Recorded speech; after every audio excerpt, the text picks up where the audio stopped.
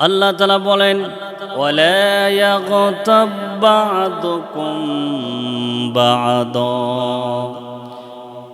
আল্লাহ তাআলা নির্দেশনা দেয় তোমরা একে অপরের দোষ চর্চা করিও না, একে অপরের গীবত করিও না, পরনিন্দা করিও না। আমার ভাইয়েরা, গীবতকে সাতটি ভাবে গীবতের পরিচয় পাওয়া যায়। সাত ভাবে মানুষ গীবত করে। আল্লাহ তাআলা কোরআনুল কারীমের বহু জায়গায় এই শব্দগুলো ব্যবহার করেছেন। গীবতের একটি নাম হচ্ছে গীবত, পরনিন্দা করা। গীবতের দ্বিতীয় নাম হচ্ছে ইফকুন, অর্থাৎ মিথ্যা রটনা করা কারো ব্যাপারে। গীবত আরেক ৩ নম্বর হচ্ছে গীবত হচ্ছে আল বুহতানুন, অর্থাৎ কাউকে অপবাদ দেওয়া। ৪র্থ নম্বর গীবতের পরিচয় হচ্ছে নামিমা, কারো চগলখড়ি করা। ৫ম নম্বর হচ্ছে হুমাজা, কারো সামনে দোষ ত্রুটি বলা। ৬ নম্বর হচ্ছে লোমাজা, কারো পিছনে দোষ ত্রুটি বলে বেড়ানো। ৭ নম্বর হচ্ছে সাতমন, কাউকে নিয়ে ব্যঙ্গোক্ত করা। আমার ভাইয়েরা, আল্লাহ রাব্বুল আলামিন কোরআনুল কারীমের মধ্যে বলেন ইন্নামাল মুমিনুনা ইখওয়া ফাআসলিহু বাইনা আখওয়াইকুম ওয়াত্তাকুল্লাহা লাআল্লাকুম তুরহামুন। আল্লাহ তাআলা বলেন সমস্ত মুমিন তোমরা ভাই ভাই। দেশ জাতির যেই দেশের হোক না কেন, হোক না সে আমেরিকান, হোক না সে জাপানিজ, হোক না সে বাঙালি, হোক না সে হিন্দুস্তানের, কিন্তু মুমিন যেখানেই থাকুক না কেন প্রত্যেক মুমিন হচ্ছ তোমরা ভাই ভাই। মুমিনের একটাই পরিচয়, তারা হলো মুসলমান। মুমিনের একটাই পরিচয়, তারা হলো মুমিন। মুমিন সম্পর্কে আল্লাহ তাআলা কোরআনুল কারীমের মধ্যে বলেন কদ আফলাহাল মুমিনুন। মুমিনরাই সফল কাম, কেবলমাত্র মুমিনরা আল্লাহর কাছে সফল। সুবহানাল্লাহ। এই জন্য সমস্ত মুমিন হচ্ছে ভাই ভাই। মুমিনের শুধু রাষ্ট্র পরিচয় নয়, মুমিনের কেবল শুধু দলীয় পরিচয় নয়, মুমিনের পরিচয় হচ্ছে সে মুসলমান। মুমিন তো তার পরিচয় দিবে এভাবে। আল্লাহ তাআলা বলেন, আল্লাহ তাআলা কোরআনুল কারীমের মধ্যে সুস্পষ্টভাবে বর্ণনা দান করেছেন ওয়ামান আহসানু কওলাম মিম্মান দাআ ইলাল্লাহি ওয়া আমিলা সলিহাও ওয়া ক্বালা ইন্নানি মিনাল মুসলিমিন। ওই ব্যক্তির কথার চাইতে উত্তম কথা কারো নয় যে নিজে আল্লাহর ইবাদত করেন, আল্লাহ তাআলার হুকুম পালন করেন, আর মানুষকে আল্লাহ তাআলার দিকে আহ্বান করেন, মানুষকে আল্লাহর দিকে ডাকেন, আর তার পরিচয় দেয় ইয়াকালা ইন্নানি মিনাল মুসলিমিন, এবং সে বলে আমি মুসলমানদের অন্তর্ভুক্ত। এজন্য মুমিন যেখানেই থাকুক, মুমিন হচ্ছে আল্লাহর পয়গম্বর বলেন আল মুমিনু কাল মিয়ারিল মুমিন। মুমিন হচ্ছে আর এক মুমিনের জন্য আয়না। মুসলমান যেমন, ও মানব, যেমন তুমি আয়নাতে তোমার চেহারাটা দেখো, আয়নায় চেহারা দেখি যেমন তুমি তোমার চেহারার ভালো মন্দ, চেহারার সৌন্দর্যটাকে যেমন তুমি উপভোগ করো, সৌন্দর্যকে তৈরি করো। আল্লাহ তাআলা বলেন, আল্লাহর পয়গম্বর বলেন একজন মুমিন আর একজন মুমিনকে দেখা মাত্র সে তার জীবনের পরিবর্তন করে নিতে পারে। মুমিন তার অন্য মুমিনকে দেখলে সে বুঝতে পারে যে আমাকে কি পরিবর্তন হওয়া দরকার, কারণ মুমিনের কর্মসূচি আর কাফেরের কর্মসূচি কখনো এক হতে পারে না। এজন্য মুমিন হচ্ছে একজন মুমিনের জন্য আয়নার মতো।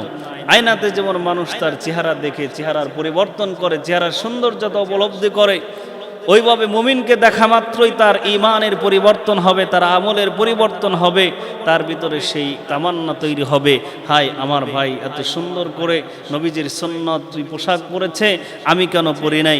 হায় আমার ভাই সলাতের সময় হয়েছে, সে জামাতে সলাত আদায় করার জন্য বের হয়ে গেছে, আমি কেন যাচ্ছি না।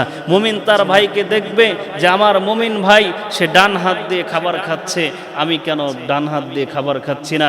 আমার মুমিন ভাই বসে বসে খাবার খাচ্ছে, আমি কেন দাঁড়িয়ে খাবার খাচ্ছি। আমার মুমিন ভাই মানুষের অধিকারের জন্য সে তার জীবন বিলীন করে মানুষের দ্বারে দ্বারে বারে বারে ঘুরে বেড়াচ্ছে, হায় আমি কেন নিজেকে গুটিয়ে ঘরের মধ্যে আবদ্ধ হয়ে আছি, নিজেকে কেন ঘরকুটো করে রেখেছি। এজন্য আমার ভাইয়েরা মুমিন হতে হবে। মুমিনের একটাই পরিচয়, সে আল্লাহ তাআলার কাছে সফল ব্যক্তি, যে ব্যাপারে আল্লাহ তাআলা বলেছেন কদ আফলাহাল মুমিনুন, মুমিনরা সফল হয়ে গেছে। আল্লাহু আকবার। এজন্য বিশ্বনবী রাহমাতুল লিল আলামিন আরেকটি কথা বললেন, আল মুসলিমু আখুল মুসলিম, একজন মুসলমান আর একজন মুসলমানের ভাই। আজকে যদি আমার ভাইকে কেউ আঘাত করে, আমার ভাইকে যদি কেউ গালি দেয়, আমি বসে থাকবো না, আমি ওই গালির জবাব দিতে যাব। আজকে তামাম দুনিয়ার মুসলমানকে মনে রাখতে হবে, মুসলমানের যেই পরিচয় হোক না কেন, যেই বংশের হোক না কেন, যেই কওমের হোক না কেন, দুনিয়ার মতাদর্শের যেই পার্থক্য থাকুক না কেন, কিন্তু সে মুসলমান। সর্বপ্রথম তাকে মুসলমান হিসাবে আমাকে তার ব্যাপারে সোচ্চার থাকতে হবে। মুসলমান, এই জন্য তার ব্যাপারে আমাকে, তার অধিকারের ব্যাপারে আমাকে ভাবতে হবে। মুসলমান, এই জন্য তার নিরাপত্তার জন্য আমাকে কাজ করতে হবে, ঠিক কিনা? এই জন্য আমার ভাইয়েরা, আসুন আমরা আল্লাহ তাআলার জন্য পরস্পরে মুমিন হয়ে যাই। আল্লাহর পয়গম্বর বলেছেন, তোমরা পরস্পরে ইখওয়ানাকুম, তোমরা ভাই ভাই হয়ে যাও। একজন ভাই যেমন আরেকজন ভাইয়ের উপর আঘাত আসলে বসে থাকে না, ভাইয়ের জন্য দৌড়ায়, ভাইয়ের জন্য সে বের হয়ে যায়, ভাইয়ের জন্য সে তার পাশে দাঁড়ায়। আজকে আমরা মুসলমান নির্যাতিত হব। আজকে একবার ইহুদির বাচ্চারা আজকে ইসরায়েল ফিলিস্তিনের উপর আক্রমণ করতেছেন, অন্য দেশের মুসলমানরা আজকে নীরব। আজকে ইরাককে ধ্বংস করে দেওয়া হয়েছে, মুসলমান নীরব ভূমিকা পালন করেছে। আজকে তালেবানকে ধ্বংস করা হয়েছিল, মুসলমান নীরব ছিল। কিন্তু এই নীরবতা আমাদের জন্য কল্যাণ বয়ে আনবে না। মনে রাখবেন, আমি যদি অন্যের ব্যথায় ব্যথিত না হতে পারি, আমার জন্য সেই আকসীম বিপদ অপেক্ষামান। যেই বিপদ আমার দুয়ারে যখন কড়া নাড়বে, তখন আমিও কাউকে সহযোগিতার জন্য পাবো না। বলতেছিলাম গীবত, গীবত 7 প্রকার। আর এই গীবত মানুষ করে 5 শ্রেণীর মধ্যে, 5 ভাবে মানুষ গীবত করে। এক হচ্ছে মানুষের চেহারার গীবত করে, চেহারা নিয়ে মানুষকে ব্যঙ্গোক্ত করে, ছোট করে। কি চেহারা? এটা চেহারা হলো? এটা কি আল্লাহ তাআলার সৃষ্টি? নিন্দা করি না, কিন্তু এটা কি চেহারা হলো? এরকম বলার লোক আছে না নাই? 1 নম্বর হলো মানুষ চেহারা নিয়ে গীবত করে। 2 নম্বর হলো মানুষ চরিত্র নিয়ে গীবত করে। মানুষ চরিত্রের ব্যাপারে, অন্যের ব্যাপারে সার্টিফিকেট দিতে যায়, অথচ একবারও ভাবে না তার চরিত্রটা কেমন। মানুষের যদি চেহারায় নাই দেখা যায়, মানুষের যদি চরিত্রায় নাই দেখা যেত, লজ্জায় মানুষ কখনো আয়নার কাছে দাঁড়াতো না, ঠিক কিনা? এই জন্য চারিত্রিক গীবত করে মানুষ। 3 নম্বর মানুষ গীবত করে বংশীয়ভাবে। কয় চোরের বংশের চোর, কোন কালে কে চুরি করেছিল, এই জন্য একজন ভালো মানুষকেও তার বংশ নিয়ে গালি দেওয়া হয়, চোরের বাচ্চা চোর। 4 নম্বর মানুষ গীবত করে মানুষের অবস্থানকে নিয়ে ব্যঙ্গোক্ত করে, মানুষ মানুষকে ছোট করে, মানুষ তার জীবনের তুচ্ছ তাচ্ছিল্য করে, মানুষ একটি ভালো কাজ করলেও হিংসা করে। এর মাধ্যমে মানুষ মানুষের গীবত করে। মনে রাখবেন, গীবতের হুকুম হচ্ছে ইসলামে 3 প্রকার।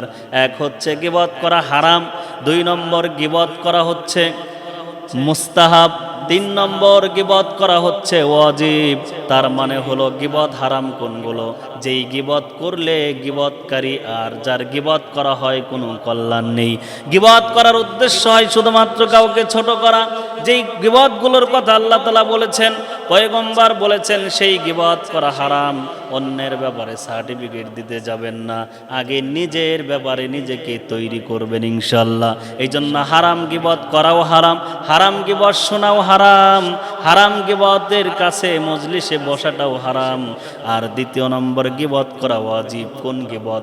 তার মানে কেউ ধর্মীয় কাজে ধর্মকে ব্যঙ্গোক্ত করে, বিকৃতি করে, ধর্মীয় অনুশাসনকে বিকৃত করে, যারা ইমানকে ধ্বংস করতে চায়, মুসলমানের আমলকে ধ্বংস করে, এমন যদি কোনো পীর বাবা হতে পারে, এমন কোনো মুহাদ্দিস বাবা হতে পারে, এমন কোনো যেই বাবা হোক না কেন, শিক্ষক হতে পারে, সে যদি ইসলামকে ধ্বংস করার জন্য যদি কোনো জনপদের কাছে গিয়ে যদি মেহনত শুরু করে, ওই ব্যক্তির পরিচয় মানুষের সামনে ওপেন করে দেওয়াটা হচ্ছে ওয়াজিব। আরেকটি হচ্ছে মুস্তাহাব, যেটি বললে আপনার কোনো লাভ নেই, না বললেও কোনো ক্ষতি হচ্ছে না, সেই বিষয়ের কোনো আলোচনাই নেই। এই জন্য আসুন গীবত থেকে বাঁচুন। গীবত থেকে নিজে বেঁচে থাকুন, অন্যকে বাঁচানোর জন্য এই কথাগুলো মানুষের কাছে পৌঁছে দিন। পয়গম্বর বলেছেন, বাল্লিগু আন্নি ওয়ালাউ আয়া, তুমি একটি বাক্য জানলেও ওই বাক্যটি অন্যের কাছে পৌঁছায় দাও। একটি বাক্য জানলেও তুমি সেই বাক্যটি অন্যের কাছে পৌঁছায় দাও। উদ্দেশ্য হলো তুমি যা শিখেছ অন্যকে তা শিক্ষা দাও। কারণ আল্লাহ তাআলা বলেছেন, কুল হাল ইয়াস্তাবিল্লাযীনা ইয়ালামুন ওয়াল্লাযীনা লা ইয়ালামুন, তোমরা কি জানো? হে নবী আপনি বলুন, যারা জানে আর যারা জানে না তারা কখনো এক হতে পারে না। এজন্য দিন শেষে একথায় আমাদের প্রতীয়মান হচ্ছে, আমরা মুমিন, আমরা মুসলমান, আমাদেরকে আল্লাহ তাআলা যেইভাবে জীবন যাপনের জন্য নির্দেশনা দিয়েছেন, ইনশাআল্লাহ আমরা আমাদের জীবনকে সেই পথেই পরিচালিত করব। আমরা আমাদের জীবনকে সেই পথেই পরিচালিত করব যেই পথে আমাদের আকাবির দিন চলে গেছে, যেই পথে আমাদের নবীগণ, আমাদের রসুলগণ নিজেদের জীবন অতিক্রম করেছেন। আজকে কথা আমাদের প্রতীয়মান করে দিচ্ছে, আমরা কি নবীদের উত্তরসূরি নই? আমরা মুসলমান দাবি করে আমরা কি নবীদের অনুসারী নই? যেই নবীরা দুনিয়ার জীবনে, তাদের ব্যক্তি জীবনে কোনো পাপ ছিল না, অন্যায় ছিল না, অপরাধ ছিল না, কেবলমাত্র তারা আল্লাহর দিন নিয়ে যখনই মেহনত করেছেন, আল্লাহ তাআলা কোরআনে বলেন, ইয়া হাসরাতান আলাল ইবাদি মা ইয়াতিহিম মির রাসূলিন ইল্লা কানু বিহি ইস্তাহজিউন, হায় আফসোস আমার বান্দাদের জন্য, আমার সমস্ত নবীকে তারা নির্যাতন করলো। কোনো একজন নবী কোনো জনপদ থেকে নির্যাতিত না হয়ে ফিরে আসতে পারে নাই। তার মানে সমস্ত নবীদেরকে নির্যাতন করা হয়েছে কোনো অন্যায় অপরাধ করার জন্য নয়, বরং নবীদেরকে নির্যাতন করা হয়েছে অন্যায় অপরাধের বিরুদ্ধে অধিকার নিশ্চিহ্ন করার জন্য, নিশ্চিত অধিকারকে সমাজের মধ্যে প্রতিষ্ঠিত করার জন্যই নবীদেরকে তারা নির্যাতন করেছেন, নবীদেরকে তারা হত্যা পর্যন্ত করে দিয়েছেন। কথা কোন ঠিক কিনা? এজন্য আমাদেরকে নমনীয় হতে বলবেন না।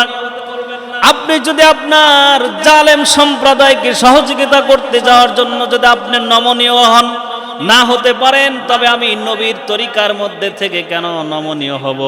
আপনি যদি আপনার বংশ বিস্তারকে করার জন্য, অন্যায় অপরাধকে সমাজে প্রতিষ্ঠিত করার জন্য, জুলুম শাসনকে যদি আপনি সমাজে মানুষের উপর চাপিয়ে দেওয়ার জন্য যদি আপনি মেহনত করতে পারেন, যদি আপনি নিজেকে ফেরাতে না পারেন, খোদার কসম করে বলি, আমরা নবীর আদর্শ বাস্তবায়ন করার জন্য আমরা কখনো তোমাদের এই কথায় কান না দিয়ে আমরা পিছপা হতে পারবো না। আমরা তোমাদের সাথে সর্বদাই সেই বিষয় নিয়ে কথা বলবো যেই বিষয় নবীদের তরিকার মধ্যে রয়েছেন। এজন্য আসুন আমরা আমাদের জীবনকে ইসলামিক জীবন হিসাবে, আমাদের জীবনকে নবীওয়ালা জীবন হিসাবে, আমাদের জীবনকে সাহাবায়ে কেরামের আদর্শের জীবনের সাথে আমাদের এই সমাজকে, আমাদের রাষ্ট্রকে, আমাদের জাতীয় জীবনকে আমরা সাজাই, তবেই এই পৃথিবী থেকে সমস্ত দুঃখ দুর্দশা, সমস্ত অশান্তি দূর হওয়া সম্ভব। আল্লাহ তাআলা আমাদের এই পৃথিবীতে সুন্দর বসুন্ধরায় আমাদেরকে সুন্দরভাবে জীবনযাপন করার তৌফিক দান করুন।